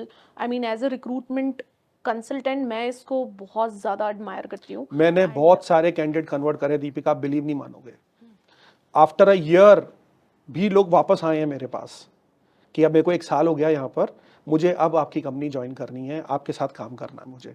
नहीं आए हैं तो लोगों ने रेफरेंसेस दिए हैं मुझे, और लोगों ने वापस आके कहा कि हमने कभी ऐसा कोई रिक्रूटर नहीं देखा कि हमने डिक्लाइन। और आप बिलीव नहीं करोगे, मैंने उस आर्टिकल में ये बात लिखी है, कैंडिडेट्स वैनिश्ड हो जाते हैं, राइट। मतलब आपने देखा होगा कि वो फोन उठाना बंद कर रहे हैं, आपके ईमेल का रिस्पांस नहीं दे रहे हैं, आपके मैसेजेस को रिप्लाई नहीं कर, क्यों नहीं कर रहे? क्योंकि उनको पता है कि the moment I will speak to this recruiter, वो मेरे को लेफ्ट राइट पूरा एकदम कर देगा कि ये नहीं होता, वो नहीं होता, आप ऐसे क्यों कर रहे हो, मैंने 3 महीने आपका वेट किया, आप मुझे ज्वाइन नहीं कर रहे, and what not. It is frustrating, it is a business loss, understand. But आप जो फर्दर आगे कर रहे हो ना बिहेवियर, उससे तो आप और नुकसान कर रहे हो। That comes with an experience of course, आप इतने टाइम मैं तो से, खैर थोड़ा जल्दी समझ गया था बट हाँ but experience it is very important, very important. I ऐसा नहीं है, मुझे आज भी बुरा लगता है कोई कैंडिडेट 3 महीने बाद डिक्लाइन करता है, बट उससे टर्म खराब करके कोई फायदा नहीं है। True, true, true. उसका नेटवर्क है, उसको लेवरेज करो। आपको आपके रोल में सबसे अच्छा पार्ट क्या लगता है? मेरे रोल में सबसे अच्छा पार्ट ये लगता है कि मैं लोगों को जॉब देता हूँ ओह वाओ, और मुझे बहुत अच्छा लगता है। Clap. Thank you. I am not reaching out to people to sell smartphones और इंश्योरेंस और दोज थिंग, वो भी जरूरी है वैसे लाइफ में, बट किसी फ्रेशर को हेल्प कर देना उसकी जॉब के लिए, किसी एक्सपीरियंस को भी समटाइम्स, आप बिलीव नहीं करोगे, कई एक्सपीरियंस लोग इतने अच्छा एक्सपीरियंस और सब होने के बाद में भी कई बार इतनी मजबूरी में होते हैं, उनके पेरेंट्स यहाँ पर अकेले हैं, बीमार हैं, कुछ भी, उनको वापस आना है, जॉब नहीं मिल रहा है, तो आई इवन गो बियॉन्ड, मतलब मेरे यहाँ कोई रोल नहीं है, तो we have HR network, I put profile there, I strongly recommend, फिर लग जाती है जॉब उन लोगों की। तो एक अपने को भी खुशी होती है कि हमने कुछ किया किसी के लिए, तो मुझे वो एक बहुत अच्छा पार्ट लगता है कि और बहुत सारे लोग ऐसे भी हैं कि जिनको मैंने गाइड किया और फिर उनकी एक अच्छी जॉब लग गई, तब भी आपको बहुत अच्छा लगता है। तो ये मुझे बहुत अच्छा लगता है कि you are doing for people's betterment, right? आप लोगों के, because job is something that everyone looks for, right. अब अभी जैसे क्राइसिस टाइम चल रहा है, लोगों के पास जॉब्स नहीं थे बीच में, आप क्या नहीं है आप, लेकिन अगर आप हेल्प कर सको, कहीं लगवा सको, तो करना चाहिए हमको, ऑफ कोर्स बिल्कुल करना चाहिए। I consider it. So HR business generally ऐसा बोला जाता है, HR का एक डिफरेंट रोल है, it is not aligned with the businesses or maybe lot of small organization, I'm not talking about MNCs because they consider HR as on top, always on top, but businesses में कैसे help करता है HR? HR is the backbone of any company. जो लोग अभी भी ये बात नहीं समझते ना, उनको अब समझ लेना चाहिए। जैसे सेल्स है, सेल्स अगर अपना काम अच्छा नहीं करेगा तो आपके पास बिजनेस नहीं आएगा। सिमिलरली रिक्रूटमेंट, अगर मैं अपने रिक्रूटमेंट फंक्शन की बात करूं, तो मैं अगर अच्छे लोग नहीं लाऊंगा तो आप फिर वो प्रोजेक्ट्स कैसे करोगे? तो और रिक्रूटर, तो आप जैसे अपने बाकी पॉपुलेशन को ट्रेन कर रहे हो ना, आपको अपने रिक्रूटर्स को भी ट्रेन करना चाहिए कई सारी चीजों में। Right. कि आप जैसे BEI होता है, अगर आपने कभी सुना होगा, behavioural event interviews, very very important to understand the other side of the person. मैं आपको रीजन बताता हूं। लोग हायर होते हैं टेक्निकल स्किल के बेसिस पे, बट फायर होते हैं बिहेवियरल स्किल के बेसिस पे मोस्टली। Wow. ठीक है, क्यों होता है वो कंपनीज में? क्योंकि आप वो साइट चेक ही नहीं कर रहे हो। Right. उसको भी चेक करने के तरीके हैं, टूल्स अवेलेबल हैं, उसको भी इवेलुएट करने का स्किल है। वो स्किल आप अपने रिक्रूटर्स में डेवलप करो। आप अपने रिक्रूटर्स को बोलो कि ठीक है, बिजनेस नीड है, पैकेज में लाना है, जल्दी लाना है, सारी चीजें हैं, बट क्या वो सब की भाग दौड़ में हम गलत हायरिंग तो नहीं कर रहे हैं? हर कंपनी का अपना एक कल्चर होता है, हर कंपनी का अपना एक रोल डिमांड होता है, बिहेवियरली ऑल्सो। तो क्या हम वैसे लोग ला पा रहे हैं कि नहीं ला पा रहे हैं? Right. अगर आप वो करोगे और आपके रिक्रूटर्स अच्छी हायरिंग कर रहे हैं, तो आपकी ऑर्गेनाइजेशन ग्रो करेगी, Correct. राइट? तो अगर जो लोग ऐसा सोचते हैं तो सही नहीं सोचते हैं। Every function is important. Right. आप एडमिन की बात कर लो, फाइनेंस की बात कर लो, HR की बात कर लो, every function is equally important to grow an organisation. और जिसमें रिक्रूटमेंट तो आपकी ब्रांडिंग भी करता है, True. क्योंकि we reach out to people जो आपकी एक्चुअल ऑडियंस है। Right. Right. तो आपके रिक्रूटर कैसे बात कर रहे हैं, Yes. क्या बात कर रहे हैं, बहुत इंपॉर्टेंट है। True. कैसे सेल कर रहे हैं, बहुत इंपॉर्टेंट है। Right. वो जितनी जॉब पोस्ट कर रहे हैं, वो कैसे पोस्ट कर रहे हैं, क्या लिख रहे हैं वहां पे, every single thing is really important. अब आप आज देखते हो लिंक्डइन पर इतने सारे जॉब पोस्ट होते हैं, बहुत सारे जॉब पोस्ट तो आप थोड़ा सा देखते हो और आगे बढ़ जाते हो, तो वो क्वालिटी कंटेंट नहीं है वहां पर। आप उसको करो, Right. वो बहुत बड़ा इंपैक्ट डालते हैं। Correct. तो आई फील बहुत इंपॉर्टेंट है, Okay. It helps in business. आपने लिंक्डइन की बात की, तो आप लिंक्डइन पे बहुत एक्टिव हैं और मैंने देखा आपकी 40K प्लस फॉलोअर्स हैं, इवन 45 प्लस। सो इतना फेम, मतलब आप कैंडिडेट्स के मुझे काफ़ी फेवरेट लगते हो। ऑफ कोर्स, मतलब कैंडिडेट्स आपको तभी फॉलो करते हैं या फिर वो ब्रांड की वजह से फॉलो करते हैं, व्हाट्स? दोनों। मैं अपने कंपनी के ब्रांड को भी इक्वली इंपॉर्टेंट बताऊंगा वहां पर, but second as an individual आप वहां पर क्या एक्टिविटीज कर रहे हो वो बहुत इंपॉर्टेंट है। अब मैं आपको एक एग्जांपल देता हूं। यहाँ पर भी बहुत सारे लोग क्या करते हैं, जाएंगे, एक जॉब पोस्ट कर देंगे एंड दे मूव आउट, अपना ईमेल आईडी छोड़ दिया कि जिसको चाहिए होगा वो मेल कर देंगे मुझे। बट बहुत सारे लोग ऐसे होते हैं कि वो वहाँ पर आपको कमेंट्स लिख रहे हैं, लाइक कर रहे हैं, बहुत राइट। तो आप उनके कमेंट्स को देख रहे हो कि नहीं देख रहे हो जाके, राइट। आप उनके कमेंट्स को लाइक कर रहे हो या रिप्लाई कर रहे हो कि नहीं कर रहे हो, एंगेजमेंट नहीं कर रहे हो आप बेसिकली, राइट। तो वो बहुत इंपॉर्टेंट है। लोग आपको डीएम्स कर रहे हैं, आप उसका रिप्लाई नहीं कर रहे हो। मैंने कितने रिक्रूटर्स ऐसे देखे, भरे पड़े हैं उनके इनबॉक्स, और वहां पर सिलेक्शन है आपका एक इनकमिंग फ्लो जो टैलेंट का है वो any day is better than the candidate जिसको आप रीच आउट कर रहे हो। फॉर एन एग्जाम्पल, दीपिका ने मुझे लिंक्डइन पे भी लिखा हुआ है, वो मेरी वेबसाइट से भी अप्लाई कर चुकी है, कहीं और से नौकरी से भी अप्लाई कर चुकी है, बहुत इंटरेस्टेड है, उसको इम्पेटस में आना है। मैं दीपिका से बात ही नहीं कर रहा हूँ। मैं क्या कर रहा हूँ, एक दूसरा कोई कैंडिडेट है जो हमको जानता भी नहीं है, उसको मैं फोन कर रहा हूँ, उसको सेल कर रहा हूँ, और उससे कह रहा हूँ कि आ जाओ ज्वाइन कर लो। तो वहां पर ज्यादा एफर्ट भी डालने पड़ रहे हैं मुझे, ज्यादा समझाना भी पड़ रहा है, कन्विंस करना पड़ रहा है, versus I have Deepika who is already convinced कि मुझे तो ज्वाइन करना, आप ले लो बस। तो incoming talent is very very important, and now LinkedIn पर हर कोई एक्टिव है, मोबाइल से, लैपटॉप से आप लिखते हो, within an hour 2 hour you have responses, right. तो वो आपकी एक टारगेट ऑडियंस है, या आप कहोगे कि वो एक ऑडियंस है जो आपको ज्वाइन करना चाहती है, उनको पता है आपके बारे में, राइट। आप उनको टारगेट करो, आप पहले उनको प्रोसेस करो, फिर आप अपनी कंपनीज की कौन सी पोस्ट को रीशेयर कर रहे हो। बहुत सारी पोस्ट है कंपनी के पेज पे नहीं भी आ रही, बट फिर भी आप उनको, जैसे कोई मूवमेंट हुआ आपकी टीम में, कोई अचीवमेंट हुआ या कोई फन एक्टिविटी हुई, आप उसको लेके जा रहे हो और आप उसको सोशल मीडिया पे पोस्ट कर रहे हो, राइट। वो बहुत इंपॉर्टेंट है, आप अपनी कंपनी के कल्चर को बाहर दिखा रहे हो, राइट। आप रिलेवेंट लोगों को ऐड कर रहे हो, फिर आप उनसे बात कर रहे हो। तो ये सारी एक्टिविटीज बहुत इंपॉर्टेंट है। We need to see, we all are humans. मैं पहले भी एग्जांपल दे चुका हूँ, हमको ह्यूमंस होके ह्यूमंस को समझना पड़ेगा। अगर आप समझोगे और आप उनकी हेल्प करोगे, तो people will also come and connect with you and share with you and what not.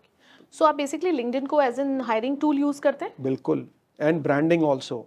तो जब मैं आज, अगर मैं वहां जाकर पोस्ट नहीं कर रहा हूं, तो आपको कैसे पता कि हम हायरिंग कर रहे हैं? हाँ, और जैसे मैंने तभी अप्रोच करती हूँ और अगेन जाके सिर्फ पोस्ट करना इज नॉट इम्पॉर्टेंट। लिंक्डइन का एक मैंने बहुत पहले ट्रेनिंग अटेंड किया था, वहां पर ट्रेनर ने ये बताया था कि आपका कोई भी नेटवर्क हो, कितने भी फॉलोअर्स का नेटवर्क हो, आप जब कोई जॉब पोस्ट करते हो तो एट ए टाइम 17 to 18% लोगों को ही विजिबल हो पाता है वो, क्योंकि तब तक फिर और पोस्ट आ जाते हैं और वो लेफ्ट राइट हो जाता है, राइट। तो आज अगर मेरी कोई जॉब क्रिटिकल है, तो why not I go and post it every day? क्या प्रॉब्लम है? You are not paying anything, right? It's okay, because हर बार कुछ ऑडियंस आपकी कॉमन होगी, कुछ ऑडियंस नहीं भी होगी। Very important. तो आप जितना मार्केटिंग, ब्रांडिंग, इसलिए मैंने बोला recruitment is about marketing, selling, branding, everything. जाओ, get associate with your brand, बड़ा है छोटा है जो भी कंपनी है, जब तक आप उस कंपनी के साथ हो, love your job, love your company, and उसको ऐसे करो कि इट्स योर कंपनी। जाके चीजें मार्केट करो, ब्रांड करो, टेक इनिशिएटिव्स, लोगों से एंगेज करो, वो उस तरह के लोगों को आप ऐड करो जो आपको चाहिए, एंड उनको लिखो, उनके क्वेश्चंस के रिप्लाई करो। मत करो रोज, हफ्ते में 1 घंटा निकालो आप, उस 1 घंटे में आपका यही काम है कि जितने लोगों ने मुझे डीएम्स किए हुए हैं, I will go and respond to those DMs. It's okay. कुछ रिलेवेंट होंगे, कुछ नहीं होंगे। अभी एक एक्सेलराई जमशेदपुर का एक केस था। There was a girl, I mean, who posted, so I'll not tell you the entire story, but yes, that was there, and she said, you know, she mentioned, if you are a recruiter, just swipe left and swipe right. So I found कि ये काफ़ी trending है, और बहुत सारी ये जो industry जिस तरीके से ग्रो कर रही है, जिस तरीके से लोगों के बैकग्राउंड चेक वेरिफिकेशंस का एक लेवल बन गया है, बैकग्राउंड चेक वेरिफिकेशन में स्पेसिफिकली फॉर टॉप लेवल, जो लीडरशिप, और may be you hire for a CTO level और वाइस प्रेसिडेंट लेवल, उसमें लोगों की ब्राउजिंग हिस्ट्री को स्पाई किया जा रहा है। Are you aware about it? No, हमने नहीं किया अभी तक। Okay. And I don't know, मतलब अगर आप मेरा ओपिनियन लोगे तो मैं तो कहूँगा ये गलत है। But don't you think so? See, I'm not saying that you are right or I'm right, but I agree with this point, because background check verification is very, very important. How There this are will few impact? roles. No, so how this? So let's say if I'm hiring a CTO, अब वो YouTube पे क्या browse कर रहा है, उससे मेरे काम पे क्या फर्क पड़ेगा?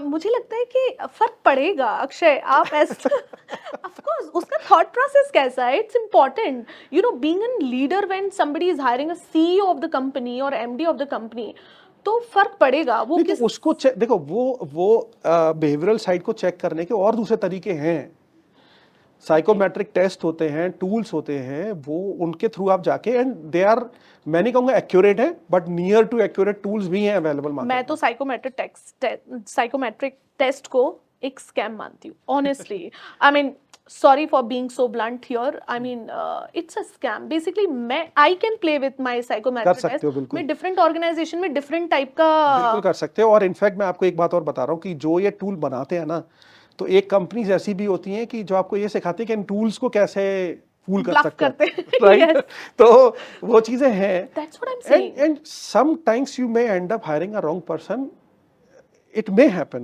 yeah.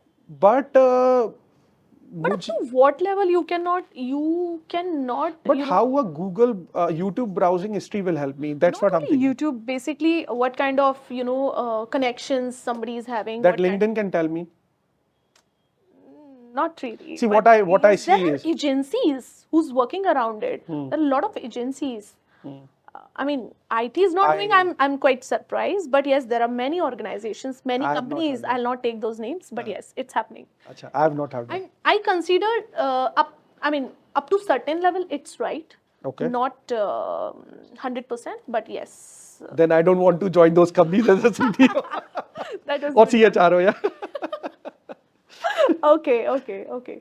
So I think it's legal or not. I don't know. It is. I think legal तो नहीं होगा क्योंकि No, जितना if मुझे they're पता है, doing, I mean, it must be legal. okay, consent लेके कर रहे होंगे तो हाँ, अलग हाँ, बात है। If I am giving my consent कि ठीक है आप कर लो, हाँ। But I think without consent तो it should not be legal, जो इतना मुझे पता है। Might be. So, and what about diversity? I mean, it's booming like especially into you know IT industries. Diversity का ratio top पे चल रहा है. मैंने अभी कुछ एक न्यूज़ में देखा था कहीं. It was 34% diversity in 2024 के ट्रेंड्स थे into IT and वहीं दूसरे इंडस्ट्रीज जो हैं वो 4-5% पे कहीं आईटी में है, आईटी में वी आर मेंट, आप लोग बीट कर रहे हो मतलब मार्केट में आग लगा दी आप लोगों ने because we are equal opportunity employers, right? So we don't differentiate based on age, sex, or religion, or whatever your current status is, right? So we want talent, okay and if you are talented, we welcome you to join our organization. you're giving such kind of facilities as well हाँ, दे रहा है, बिल्कुल दे रहा है। yeah तो what about आप लोग LGBTQ side कब शिफ्ट करोगे अभी तक I don't think so नहीं तो एज आई सेड हम इक्वल अपॉर्चुनिटी एम्प्लॉयर हैं, तो हम ऐसे अलग से हम कुछ ऐसा नहीं कर रहे हैं बात, but we are hiring every kind of people, as I said, every gender, every religion, we are quite open, okay या okay all right so Akshay इस कॉन्वर्सेशन को हम थोड़ा सा रैप अप करते हैं एंड समझते हैं कि हमारी जो ऑडियंस है स्पेशली वर्किंग प्रोफेशनल जिसके जो ऑब्जेक्टिव है द HR स्कूप का उसमें मैं चाहती हूँ कि आप स्टूडेंट्स को कुछ इंटरव्यू के टिप्स दें जिन बेसिस पे आप रिजेक्ट करते हो सिलेक्ट करते हैं based on your experience of course so वो कैसे फेस करें because 90% students are from non premium institutes so 10% is already at the cream जो ऑटोमेटिकली प्लेस हो जाती है ऑफ कोर्स बट वो 90% को आप क्या टिप्स देना चाहेंगे ओके, फर्स्ट ऑफ ऑल अब एक्सक्यूजेस देना बंद करो, power is in your hand, you have mobile phone, you have internet, you have exposure, तो लर्न करना शुरू करो, जिन टूल्स पे आप टाइम पास करते हो वहां से लर्न करना भी शुरू करो, राइट? इंग्लिश अच्छी करो, टेक्निकल साइड पर जाना चाह रहे हो तो कोई एक प्रोग्रामिंग लैंग्वेज अच्छी करो, right? Take help of, as I said, these platforms, और if any mentor is available, and prepare yourself, because करना तो आपको ही पड़ेगा। Right. मैंने आज जो बातें की है ना दीपिका, मुझे नहीं लगता कि मैंने कुछ रॉकेट साइंस बताया आज, ये सब वही है जो और भी लोगों ने बताया होगा, और वही सच है, राइट? हो सकता है कुछ इसमें कोई कुछ प्लस कर देगा, कोई कुछ माइनस कर देगा, बट बातें यही हैं, यही रिक्वायरमेंट है। मैं आज एक फ्रेशर को इंटरव्यू कर रहा हूँ तो वो ठीक ठाक बोल लेता हो इंग्लिश में, जिस प्रोग्रामिंग लैंग्वेज, किसी भी एक प्रोग्रामिंग लैंग्वेज पे उसको कोड लिखना आता हो, लॉजिक समझ में आता हो, I will hire that person, right. Obviously attitude behaviour वो इंटरव्यू में हम थोड़ा सा देखते हैं कि उसका बॉडी लैंग्वेज कैसा है, कॉन्फिडेंटली बैठा है कि नहीं बैठा, आई कांटेक्ट हो रहा है कि नहीं हो रहा, शोल्डर मूवमेंट्स, हैंड मूवमेंट्स वगैरह, वो सब एक थोड़ा सा हम देखते हैं कि बहुत ज़्यादा नर्वस या बहुत ज़्यादा लो कॉन्फिडेंट तो नहीं है, क्योंकि ऑब्वियसली फ्रेशर है तो थोड़ा सा नर्वसनेस होता है इंटरव्यू का, और वो कई बार इसलिए भी होता है क्योंकि यार you want that job, right. तो जब आप बहुत किसी चीज़ के लिए कीन होते हो ना, तो वो एक वो अलग नर्वसनेस अलग होती है वो, राइट। बट वी अंडरस्टैंड कि ठीक है, अगर टैलेंट है तो वी डू हायर, क्योंकि कुछ चीज़ें आप इंप्रूव कर सकते हो विद टाइम, इंप्रूव होती हैं। तो ये बेसिक चीज़ें हैं, ये आप कर लो, you will get the job. And fake मत करो सीवी में कुछ, जो है वो लिखो, और अगर कर भी रहे हो तो फिर जो आपने लिखा है बैक करो उसको, उसके बारे में अच्छे से एक्सप्लोर करो, नॉलेज लो, और उसको फिर आप करके बता दो। अगर आपने कोई प्रोजेक्ट लिखा है और उससे मिलता जुलता अगर आपको पैनल बोलता है कि कोड लिख दो, तो then you should be able to do it. Fake it until you make it. हाँ, राइट। तो ये बेसिक चीजें हैं, अगर आप ये ठीक कर लोगे you will gate a job. Right right right. And दूसरा एक और चीज़ है कि मार्केट बहुत चेंज हो रहा है, तो अब ऐसा मत सोचो कि ये स्टार्टअप है तो यहाँ मुझे ज्वाइन करना चाहिए, नहीं करना चाहिए। आई वुड से कई सारे स्टार्टअप्स ऐसे हैं जहाँ आपको बहुत सीखने को मिलता है, क्योंकि एक छोटी कंपनी में ना आपको सब कुछ करना पड़ता है, 100%। तो आपकी लर्निंग बहुत अच्छी होती है। Right. तो आप ऐसे मत सोचो कि अभी ये कम सैलरी का जॉब मिल रहा है मुझे, या एक बहुत छोटी कंपनी है 50 लोगों की, 40 लोगों की, तो मैं ज्वाइन ना करूं। जब कुछ नहीं है तो go ahead and join those organisations, they give you very good exposure. और यू नेवर नो, अब आप आज की डेट में किसी भी कंपनी का नाम ले लो, वो एक टाइम पे स्टार्टअप ही थी, राइट। 100%। तो आज जो लोग उस कंपनी से जुड़े रहे और आज वो कंपनी जब इतनी बड़ी हो गई, आज मैं अगर अपनी कंपनी का नाम लूं तो वो भी तो एक स्टार्टअप ही था। जो लोग जुड़े रहे, देखो आज वो कहाँ पहुंच गए, राइट। और तो हर कंपनी की स्टार्टअप ही होती है। True. कुछ ग्रो कर पाती है, कुछ नहीं कर पाती, which is a separate thing. But सिर्फ आप और अच्छी कंपनी को एम करना भी गलत बात नहीं है, बट अगर अभी अपॉर्चुनिटीज नहीं है मार्केट में या आपको नहीं मिल रहा है किसी वजह से, तो जो मिल रहा है go start with that, and then you know, think of your dream jobs, and then prepare yourself internally when you are part of that company, and then go for a dream. As you said, startup में जो learning opportunities मिलती हैं, बहुत है। huge. I mean, you're working on all aspects of, I mean, all expertise area side, and you're working with your CEOs directly, and Yes, you know the बहुत exposure मिलता है। बहुत अच्छा एक्सपोजर मिलता है। ठीक है, आपको हो सकता है थोड़े से नंबर ऑफ आवर्स ज़्यादा लगाने पड़े, पॉलिसीज उतनी मैच्योर ना हो, विच इज़ ओके, राइट। वो उतना मायने नहीं रखता आपके लिए। अभी क्या मायने रखता है कि मैं एक प्रैक्टिकल एक्सपोजर ले लूँ, राइट, अच्छी टेक्नोलॉजीज पे काम कर लूँ, एक सैलरी आना शुरू हो जाए, जो एक बेसिक नीड होती है, and then you will grow. मैंने बहुत सारे ऐसे लोग देखे हैं जो हमारे यहाँ अभी हैं, इंदौर के बहुत छोटे छोटे स्टार्टअप्स में थे वो, but they grown with time, और अच्छे कॉलेजेस से भी नहीं थे, ओके, राइट। बट स्टार्टअप्स ने उनको चांस दिया, दे टुक इट अप, 2-3 साल काम किया, 1 साल काम किया, लर्न किया, और हमारे यहाँ आज बैठे हुए हैं, या और भी बहुत अच्छी कंपनीज में बैठे हुए हैं। How Impetus hires freshers? अगर मैं ऑडियंस को बताना चाहूँ कि इम्पिटस में अगर आपको जॉब चाहिए, then he is the right person. So some tips or where to apply. I'm sorry, I'm not going to increase your inbox email से, but yes, थोड़ा सा tips तो आप दे सकते हो कि what they should do and what basics they should know about the job. So हम भी फ्रेशर हायर करते हैं, so mostly we go to colleges. पहले हम इंदौर के ही कॉलेजेस कवर करते हैं for Indore office. Regional colleges भी कवर, तो जैसे अगर नोएडा ऑफिस के लिए हायरिंग कर रहे हैं तो वहाँ के आसपास के कॉलेजेस, और अगर यहाँ कर रहे हैं तो यहाँ के कॉलेजेस हम जाते हैं, वहाँ पर कैंपस करते हैं एंड हायरिंग करते हैं। कई बार हमारी नीड वैसे पूरी हो जाती है, कई बार नहीं होती तो हम ऑफ कैंपस करते हैं। तो ऑफ कैंपस में हम पहले एम्प्लॉय रेफरल्स लेते हैं, वहाँ से भी नहीं होता then we put it open, I mean then we go and search, और हम एप्लीकेशंस मंगाते हैं। सो एक परसेंटेज क्राइटेरिया रखते हैं, उसके बाद एक टेस्ट होता है हमारा ऑनलाइन। तो ऑनलाइन टेस्ट में आपके कुछ इंग्लिश के क्वेश्चंस होते हैं, कुछ रीजनिंग वगैरह के क्वेश्चंस होते हैं, कुछ टेक्निकल क्वेश्चंस होते हैं, तो mix of everything. But Akshay, अगर परसेंटेज क्राइटेरिया तो मेरे जैसे स्टूडेंट्स कैसे अप्लाई करें? I am asking for those students. यार देखो क्या है ना कि फ्रेशर का एक नंबर इतना बड़ा होता है, कहीं ना कहीं आपको फिल्टर आउट करना ही होता है। So filter out on the skill level, no confidence. कितने लोगों का आप इवैल्यूएट करोगे? Any other way? आज अगर मैंने एक job, So what's the minimum percentage criteria? वो डिपेंड्स, लाइक 65। अच्छा ठीक है, एवरेज है, मतलब 80s में तो नहीं है ना वो? 80-90 कवर करना मतलब इट्स लाइक वेरी डिफिकल्ट। मतलब मेरा तो लाइफ में कभी 80% नहीं है, to be very honest. Yes, but you are doing right now, good right now. Yes, but hard work you know, I did a lot. Yes. So, any, I mean, नहीं, initially रखना तो पड़ता है percentage criteria just to filter out few people, but I don't deny the fact जो आप कह रहे हो कि जरूरी नहीं है कि कम परसेंटेज वाला अच्छा प्रोग्रामर नहीं हो सकता, 100%. बिल्कुल हो सकता है। तो करते हैं फिर वैसे लोगों को, प्रॉबेबली जब उनको थोड़ा एक्सपीरियंस हो जाता है तब आते हैं वैसे एप्लीकेशंस भी।